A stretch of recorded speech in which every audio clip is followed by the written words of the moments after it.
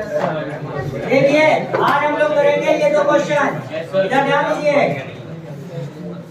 आपका एक क्वेश्चन है जहाँ पे ओरिजिन पे 1 कूलम चार्ज रखा है, फिर 1 मीटर पे 1 कूलम, 2 मीटर पे 8 कूलम, 3 मीटर पे 27 कूलम, 4 पे 64, ऐसे 10 पे 1000 कूलम।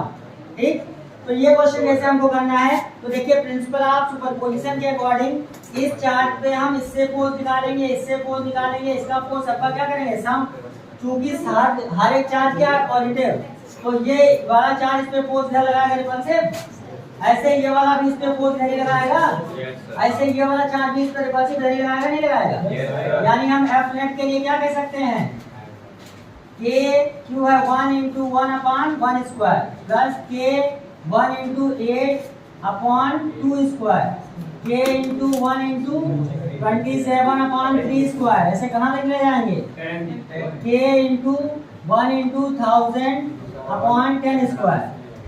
ठीक है, अब जरा ध्यान से देखिए क्वेश्चन में अगर k हमारा कॉमन है तो अंदर क्या बचेगा, ये आएगा 1, ये 2 × 4, 4 × 8 प्लस 2, ये कितना आएगा। अब हम अगर ध्यान दें तो कुछ ये कैसा एक्सपेंशन है आपका, ये 1 + 2 + 3 n नेचुरल नंबर का सम है ना, और n नेचुरल का नंबर का सम क्या होता है, n + 1/2, क्या होता है n + 1/2। अब देखिए तो हम इसको लगा देंगे, n मतलब यहाँ पे कितने हैं 10, तो ये क्या आ जाएगा k × n मतलब 10, फिर 10 + 1/2, यानी 2 × 5 = 10, यानी 55 के न्यूटन। कितना आया, मतलब इसको k की वैल्यू रख दो, आ जाएगा नहीं आ जाएगा। ऐसे दूसरा सवाल ये देखिए जरा, देख के डरिएगा नहीं, ये देखिए जैसे आप फोर्स निकाल रहे हैं वैसे आगे जाके इलेक्ट्रिक फील्ड यूज करेंगे तो भी हमारा सिमिलर टाइप के एक्सपेंशन से ही सॉल्व होगा। ठीक है, इसको जरा देखिए, ये जेईई मेंस में पूछा आ चुका है। देखिए क्या है, इसका फोर्स इस पे देखोगे तो क्या आएगा, k × 1 × 1/1। अब यहाँ माइनस है तो 1 + 1 माइनस वेक्टर फॉर्म में साइन रखते हैं ना, तो ये वाला फोर्स क्या हो जाएगा माइनस इतना k × 2/2, ठीक है 2², ऐसे फिर प्लस k × माइनस, ये प्लस है 4 माइनस, अल्टरनेट माइनस है। ठीक है, तो क्या रहेगा प्लस k × 3/3², फिर ऐसे माइनस k × 4/4², ऐसे कहाँ ले जाना है इनफाइनाइट तक, कहाँ ले जाना है। अब जरा देखो पूरे में हमारा k कॉमन है, अंदर क्या आएगा 1 माइनस 1/2, क्योंकि 2 × 4, 2 से कैंसिल हो गया, फिर प्लस 1/3, फिर माइनस 1/4, फिर प्लस 1/5, ऐसे कहाँ पे चले जाएंगे हम।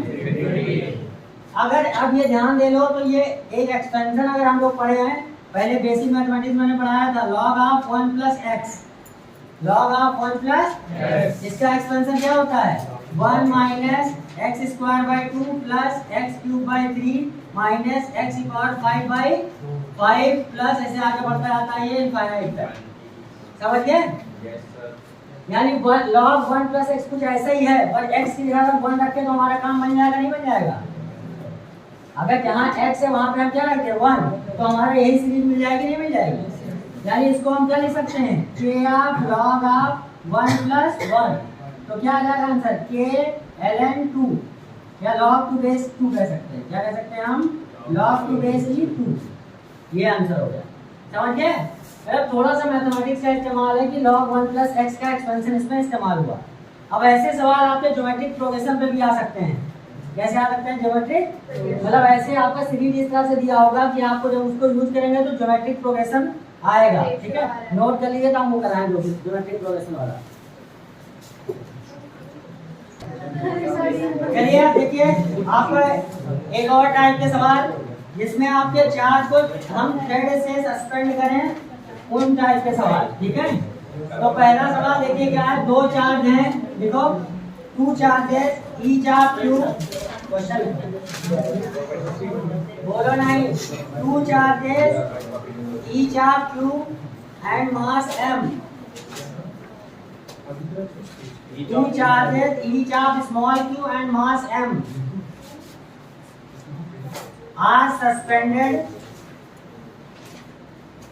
Bye thread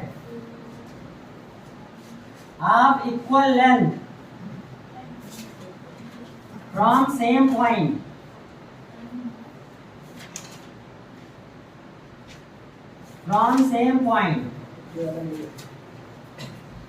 find the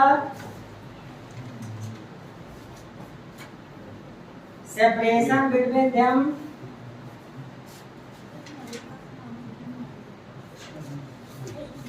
and angle between string। देखिए क्वेश्चन क्या है, समझिएगा ध्यान से। दो चार्ज हैं, ऐसे सस्पेंड किया गया है, दोनों का मास क्या है, बराबर, और दोनों का चार्ज भी क्या है, लेकिन यहाँ पे क्या है, ग्रेविटी एब्सेंट है। ग्रेविटी क्या है, इस केस में आपको बताना है कि दोनों चार्ज के जो ये आपका इस तरह से सस्पेंड हुआ है, ऐसे सस्पेंड है ना, तो ये दोनों के बीच में एंगल क्या होगा और फोर्स क्या होगा दोनों पे। अगर देखिए हम दो चीजों को ऐसे सस्पेंड करें, देखिए जैसे आपने क्या किया, ये समझो यहाँ जो कैप है हमारा, ये चार्ज है, ये दो थ्रेड से ऐसे सस्पेंड कर रखा है। अगर दोनों के बीच का फोर्स रिपल्सन है तो मैक्सिमम रिपल्सिव फोर्स कब होगा, आप ये जाके वैसे हो जाएगा ना। अगर ग्रेविटी एब्सेंट है तो कोई नीचे खींचने वाला है नहीं, तो खाली इलेक्ट्रोस्टैटिक फोर्स है ना, तो ये रिपेल करेंगे और मिनिमम रिपल्सन कब होगा, जब ये ऐसे हो जाएंगे, यानी यहाँ पे स्टेबल हो जाएगा ना। यानी उस समय आपका थीटा कितना हुआ, तो ये आपका फाइनली जाके चार्ज ऐसे हो जाएंगे और ये एंगल कितना हो जाएगा 180। अगर ये लेंथ L, ये भी लेंथ L, तो फोर्स अब कितना हो जाएगा, F is equal to KQ square upon 2L square, यानी 4L स्क्वायर। समझ गए, ये सिंपल सा क्वेश्चन है, ये डाटा देके भी आपसे पूछ सकता है, ठीक है, जिसमें वैल्यूज दी हो। समझ गए, हमने वेरिएबल में कराया। अब दूसरा सवाल देखिए ना, अगर ग्रेविटी प्रेजेंट है, क्या है, अगर ग्रेविटी, मान लिया आपने ऐसे ही दो चार सस्पेंड किए, बात मत करो, इसको नोट करके पढ़ते, और यहाँ पे देखिए आपके अगर कहीं पे दोनों चार्ज हैं, सेम चार्ज है, मास सेम है दोनों का, और ऐसे ही दो चार्ज को हमने सस्पेंड किया, लेकिन वहां पे ग्रेविटी प्रेजेंट है, तब जाके वो कैसे इक्विलिब्रियम में होंगे, वो जाके एक आपका चार्ज कुछ ऐसे जाएगा और दूसरा वाला चार्ज इधर जाएगा ऐसे। ये Q है, मास हमारा M, ऐसे मास M, चार्ज Q, ये दोनों एंगल थीटा थीटा क्या हो जाएंगे, ये थीटा थीटा दोनों सेम होगा, क्योंकि सिमिलर फोर्स लगा दोनों के बीच में ना, और मास भी सेम है। तो अब इस केस में हमारा इसकी जो इक्विलिब्रियम पोजीशन पे नेट फोर्स भी हमको दिखाना होगा, नहीं होगा, ज्यादातर सवाल उसी पे बेस होते हैं। अब देखिए ध्यान से, अगर इसमें स्ट्रिंग में देखो तो इधर क्या रहेगा, टेंशन, स्ट्रिंग में क्या रहेगा, टेंशन, और ये मास है तो नीचे की तरफ क्या रहेगा, ग्रेविटेशनल फोर्स क्या रहेगा। ये लेंथ हमारी L है, लेंथ हमारी क्या है, L। अगर ये L है, ये थीटा, तो यहाँ से यहाँ तक दूरी क्या आएगी, L sin थीटा, क्या आएगी, ऐसे ये L है तो ये दूरी भी क्या हो जाएगा, और इन दो क्यू पे जो हमारा रिपल्सिव फोर्स लगा है वो कौन सा लगा है, इलेक्ट्रोस्टैटिक, यानी इधर की तरफ इस पे एक फोर्स क्या लगेगा, KQ स्क्वायर अपॉन डिस्टेंस दोनों के बीच में कितनी हो गई, 2L sin थीटा, कितनी हो गई, 2L sin थीटा का होल स्क्वायर, यही तो हुआ। अब इक्विलिब्रियम पोजीशन अगर यहाँ है तो नेट फोर्स पे क्या होना चाहिए, 0। यानी अब देखिए इधर हमारा T है, अगर इसको हम इसके कंपोनेंट ड्रा करें तो ये थीटा, तो ये भी क्या हो जाएगा, इधर क्या हो जाएगा T, और इधर क्या हो जाएगा, यानी एक दूसरे को सब फोर्स बैलेंस कर रहे होंगे, नहीं कर रहे होंगे। यानी हमारे पास इक्वेशन क्या बनी, T sin theta equal to KQ square upon 2L sin theta का होल स्क्वायर, और दूसरा हमारा क्या बना, T cos theta equal to. अब ये दो इक्वेशन मेन है। अब इनमें आपको सवालों में कितने वेरिएबल हैं उतने वेरिएबल देके और डाटा से सवाल आपसे पूछ सकता है, समझिए। जैसे मान लो T sin थीटा में टेंशन पूछ लिया, बाकी सब कुछ दे दिया, ठीक है, मास पूछ लिया, बाकी सब दे दिया, कोई तीन चीज देगा, चौथी चीज पूछ लेगा, जी तो आपका कांस्टेंट ही है, समझ गए। तो ये सवाल समझ में आया, क्या करना है हमको, जहाँ जाके स्टेबल हुआ वहाँ पे ये वैल्यूज आपकी आएंगी, ठीक, नोट कर लीजिए। इसको समझेंगे। देखो यहाँ से ध्यान दो, जब यहाँ पे जाके इक्विलिब्रियम में आया ये तो क्या हुआ, टेंशन इधर की तरफ लग रहा है, स्ट्रिंग जगह में लगता है ना, तो हमने टेंशन का ये थीटा तो ये थीटा, तो ऊपर क्या हो जाएगा टी कॉस थीटा इधर। और इक्विलिब्रियम में हमको पता है सारे फोर्सेस जब तक बैलेंस नहीं होंगे तो कोई बॉडी वहाँ पे स्टेबल नहीं होगी। अब यहाँ पे फोर्स ऊपर टी कॉस थीटा है, ऊपर क्या है नीचे mg, तो हमने क्या लिख दिया टी कॉस थीटा बराबर mg। ऐसे यहाँ पे हमने क्या लिख दिया टी साइन थीटा बराबर kq square by 2l sine theta. ठीक है। अब देखिए सिमिलर टाइप का एक सवाल है ये कि बच्ची ने पूछा, देखिए क्या दिया हुआ है कि दो चार्जेस दिए हैं और दोनों का मास कितना है 100 ग्राम और 100 सेंटीमीटर की स्ट्रिंग से आपके वो टाइड है और बाद में वो जाके स्टेबल हुए कितने पे 5 सेंटीमीटर। तो हमारे पास दो इक्वेशन क्या है, यही है ना, हमको यही चाहिए। और गलती से हमको 2l sin थीटा की वैल्यू पूरी पता है ना, कितना 5 सेंटीमीटर क्या है। अब देख लो, तो देखिए कितना है वाला, देखिए जरा इसमें अगर इक्वेशन हम बनाएंगे इस क्वेश्चन में उसी तरीके से, देखो जरा नीचे क्या रहेगा 100 है तो एक 0.1 g, अरे f equal to mg, kilogram को ग्राम को किलोग्राम बदल दिया, और 100 सेंटीमीटर क्या हो जाएगा, चलो अपनी सेंटीमीटर में जाएगा तो रेशियो में कन्वर्ट हो जाएगा। ठीक है। देखिए जरा अब यहाँ पे देखो ध्यान से, इसमें लगा टेंशन T, तो इधर क्या हो जाएगा T cos थीटा, इधर क्या हो जाएगा और इधर क्या हो जाएगा K Q, हमारा दोनों कितना है Q निकालना है, Q स्क्वायर अपॉन L, दोनों की क्या है 0.05 का होल स्क्वायर। यानी एक ये तो सिंपली उसी से आ गया ना, आपसे पूछा था क्या 4, तो 100 G equal to K Q square by 100 नहीं, ये फोर्स, ये 100 जी तो इसका मास है, ये आया फोर्स जो है इधर की तरफ लग रहा है वो। ठीक है। तो देखो यहाँ से बात ना करो, T cos थीटा जो है वो किसके बराबर है 0.1 इंटू जी के, और T sin थीटा किसके बराबर है स्क्वायर अपॉन 0.05 का होल स्क्वायर। काम करिए दोनों को आपस में डिवाइड कर दीजिए, इस सेकंड वाले को फर्स्ट वाले से डिवाइड कर दो, कर सकते हैं ना,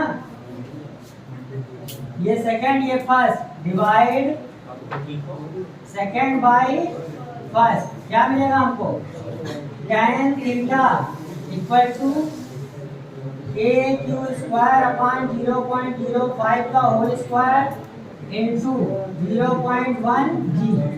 इसी को हमको सॉल्व करना है। अब tan थीटा कैसे आएगा, देखो ये पूरा कितना 5 सेंटीमीटर, तो इतना क्या हो जाएगा 2.5, अब ये 2.5 ये क्या है 100, तो हमारा ये यहाँ से sin थीटा भी निकल सकती है, क्या आपका परपेंडिकुलर, और हमको ये वाली वैल्यू चाहिए, तो क्या आएगी है आपका जो बात मत करो प्लीज, ये वाली वैल्यू कैसे आएगी, ये पाइथागोरस से निकाल लेंगे 100 का स्क्वायर माइनस 2.5 का होल स्क्वायर अंडर रूट, यानी ये क्या आ जाएगा माइनस 6 पॉइंट, और इसका जो रूट आएगा वो क्या आ जाएगा ये वाली वैल्यू, फिर आप क्या कर देंगे परपेंडिकुलर अपॉन बेस, बस आपकी वैल्यू आ जाएगी, समझिए।